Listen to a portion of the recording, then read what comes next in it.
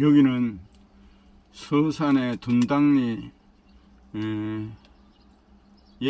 제가 돌을 싣고 왔는데, 원래 서류상에는 7시 30분 도착이라 했는데 지게차가 8시에 온다 합니다. 그 시간이 있어서 유튜브를 만드는데, 엊그저께는 제가 서울을 갔습니다. 서울은 새벽에 가면 깜깜한 밤에 참 이렇게 서울은 아주 몇 배 운전이 신경이 쓰이고 힘듭니다. 또 시간도 키로수에 비해서 지체가 많이 되고, 그래서 모든 서울의 화물차들이 어디 상차를 하면서 만났는데, 이분도 서울에서 안 하고 경기 이남으로 와서 일하고 서울로 들어간다 합니다. 역시 저는 서울을 뭐 하루 이틀에 새벽에 밤에 쓰는 안경을 쓰고 올라갑니다. 아주 긴장하고, 낮에는 그냥 슬슬 핸들을 잡아도 되는데 양쪽 팔에 힘이 꽉 들어가고 어깨가 무겁습니다. 그런데 어제 가다가 고속도로 서울 톨게이트를 나가서 차가 정체가 되고 이렇게 섰다 갔다 이러는데, 내 뒤에 차가 수입차가 따라왔나 봐요. 너무 바짝 따라왔는가, 슬쩍 내가 스틱이라서 슬쩍 밀렸는데 앞에 번호판이 이렇게 떨어지고 이랬는데, 거기 보험수가가 한 200만 원 나왔습니다.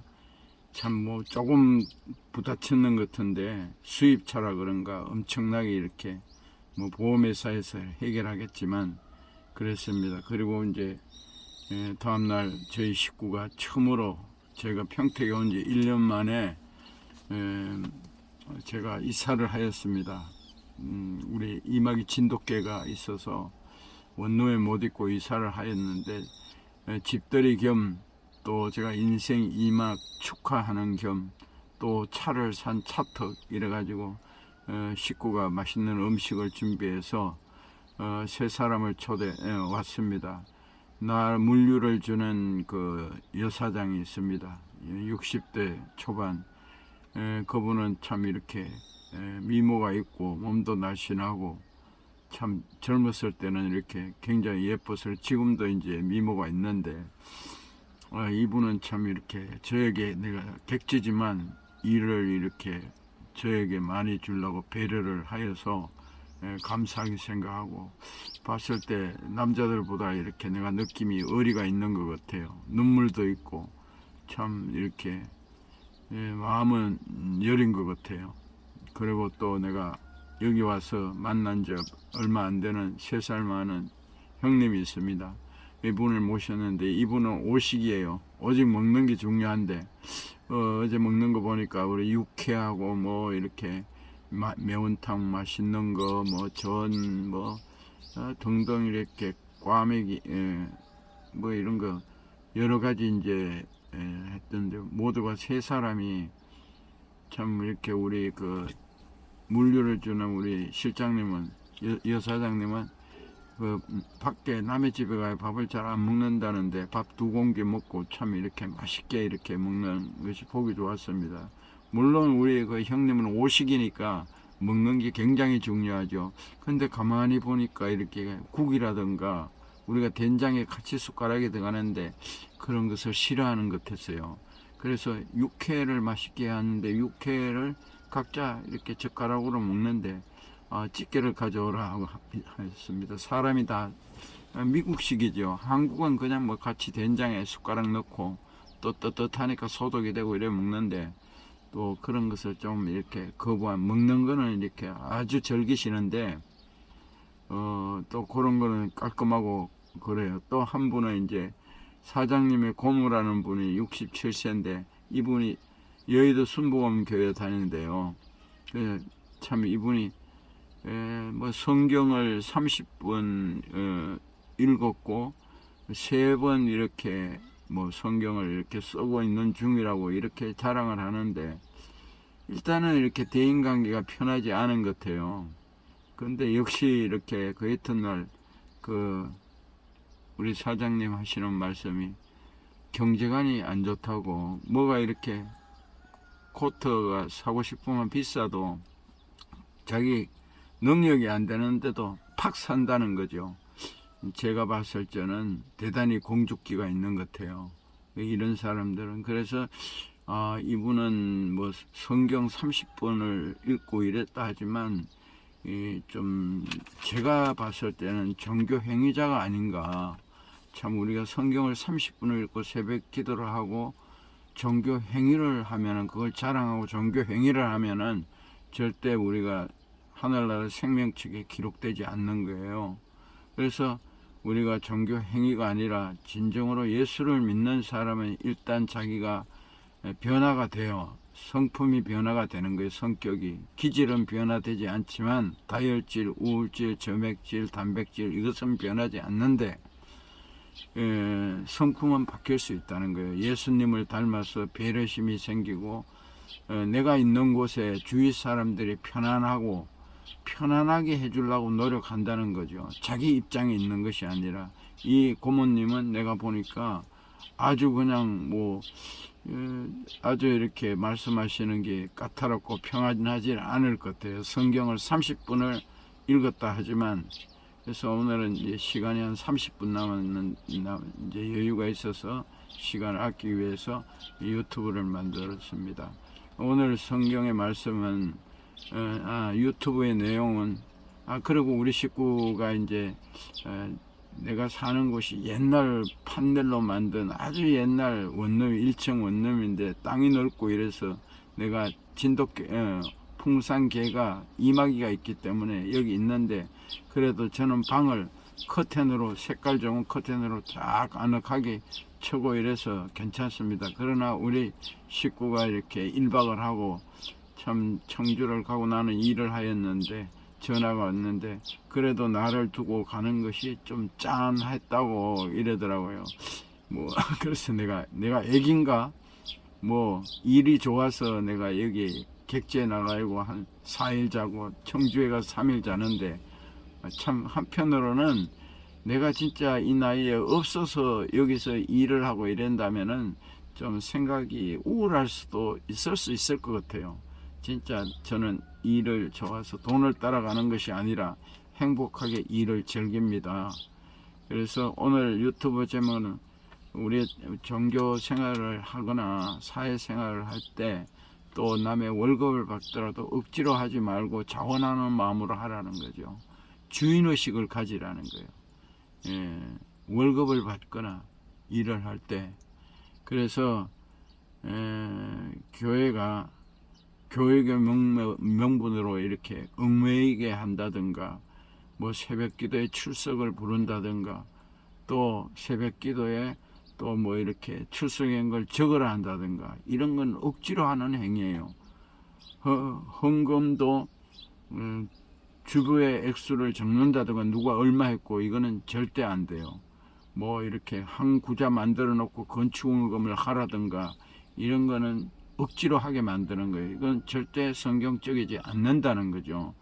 하나님, 우리는 성경을 빼서도 안 되고 붙여서도 안 되는데, 이 종교 단체가 돈을 이렇게 억지로 이렇게 많이 거두려고 애를 쓰는 인본주의 모습이 있습니다.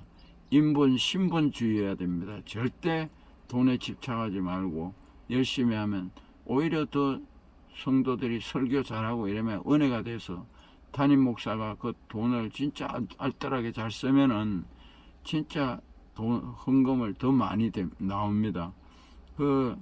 정직하게 잘 쓰는 걸 알면은 자기가 돈을 아껴서도 하나님께 바칩니다. 내가 방글라데시에서 그 어린이 전도협회 선교사를 하는 그 임대희 선교사가 있습니다. 이분이 청주 강성교회에서 간증 설교를 한 후에 자원해서 성도들이 자기 있는 주머니의 돈을 이렇게 끝나면서 방글라데시 그 어린이를 도와주라고 뭐 100원, 200원이면 아이들 하나 전도할 수 있대요. 그건 너무나 가난한 나라이기 때문에. 그래서 우리가 참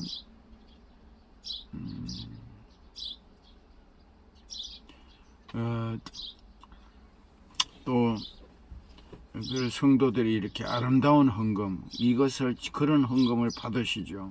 그래서 억지로 하는 거는 모든 우리가 교회에 참석했을 때 억지로 하는 것을 남의 눈치 보고 장로 눈치 보고 목사 눈치 보고 하는 건 하나님이 받으시지 않습니다. 아주 그건 사람한테 잘 보이는 건 인본주의고, 예수님을 닮아가는 건 신본주의. 신본주의야만이 우리가 구원의 방주에 들고 생명책에 기록될 수 있습니다.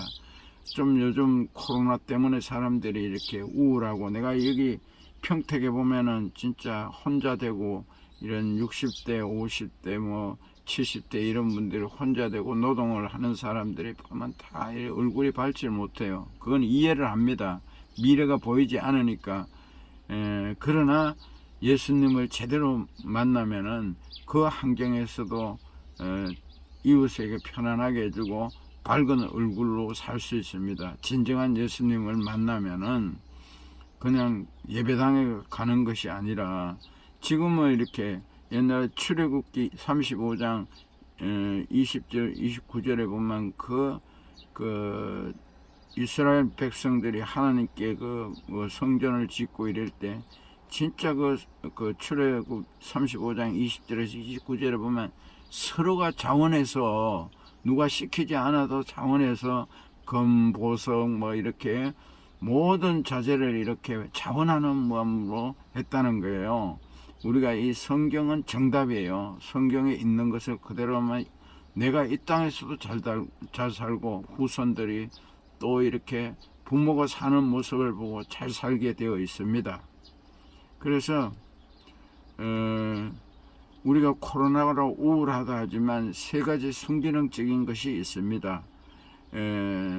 장례 문화, 예식 문화가 간소화되었고, 또 우리 한국 사람들이 지나치게 해외를 많이 가는데 이 비행기 뜨고 연료가 장난이 아닙니다. 이 공해, 차가 많이 움직이지 않고 비행기가 많이 뜨지 않아서 공해 예방도 되고, 또 이렇게 경제적으로 낭비도 없고, 여행은 물론 해야 되겠죠. 그리고 밥 문화가 우리나라가 대단한데, 밥 문화가 완전히 이제 뭐 시간을 정해놓고 또 인원수를 정해놓고 많이 축소되었죠. 그 유럽은 가면 6시 7시 되면 전부 다 가게 문 닫고 전부 다 집으로 돌아가는데, 한국은 뭐 젊었을 때는 새벽 2시 4시 해가 뜨면서 3차 4차 하다가 새벽에 들어가고 이런 모습들이 이제 많이 줄어들었죠. 이런 것들은 코로나도 우울하지만 순기능적입니다. 그래서 우리가 코로나를 너무 겁내지 말고 이를 즐기고 긍정적인 생각으로 열심히 살면 면역기능 체제가 올라가 가지고 감기가, 면역이 좋은 사람은 안 걸리듯이 안 걸립니다. 그래서 너무 숨지 말고 긍정적으로 열심히 일을 즐기고 또 잘 놀고 이러면 됩니다. 예수님은 3번 부인하고 그 곁을 떠난 베드로에게 부활하신 예수님이 찾아오십니다. 그리고 3번이나 똑같이 물어보십니다. 요한의 아들 시몬아, 내가 나를 사랑하느냐? 예수님의 이 질문에 베드로가 3번 동일하게 내가 주님을 사랑하는 줄 주님께서 아시나이라고 답을 합니다. 그리고 나서 예수님께서 3번이나 내 어린 양을 먹이라고 하십니다. 예수님께서 베드로를 회복하여 시켜주시는 것은 물론이고 다시 한번 베드로에게 사명을 주신 것입니다. 베드로는 예수님께 분부하신 사명을 믿음의 사람들에게 대물림합니다. 그 당시 소아시아 지역 여러 곳에 복음을 들은 사람들이 함께 교회를 세우고 신앙생활을 하고 있습니다. 베드로는 그들에게 자신이 평생 간직해온 예수님의 당부를 전해줍니다. 하나님의 양무리를 치라는 것입니다.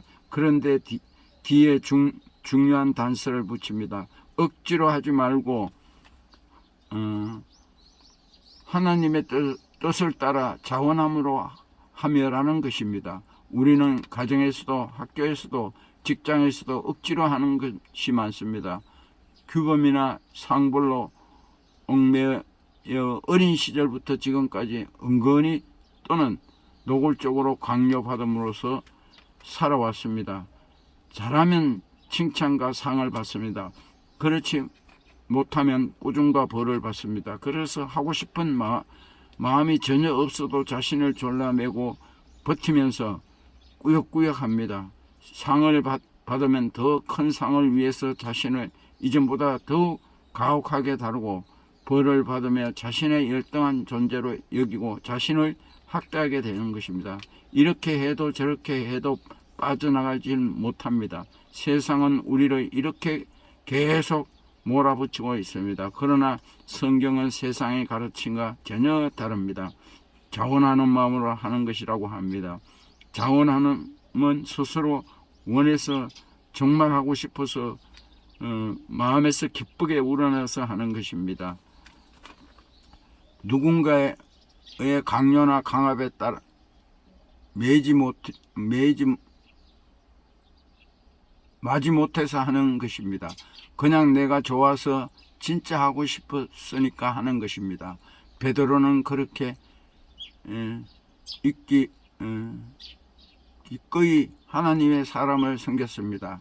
예루살렘은 물론 유대를 넘어 소아시아 지역과 로마에 이르기까지 그에게 맡겨진 양들을 정성껏 돌보았습니다. 억지로 한 것은 아닌 순수하게 자원하는 마음으로 베드로가 그렇게 할 수 있었던 이유가 있습니다. 부활하신 예수님을 만났고 예수님의 진심을 알았기 때문입니다. 그 강렬한 인상이 그로 하여금 평생을 기꺼이 자원하는 마음으로 살도록 만든 것입니다. 우리는 매일 삶 속에서 말씀을 통해 부활하신 예수님을 만날 수 있습니다. 그리고 그 안에서 예수님의 진심을 분명하게 알 수 있습니다.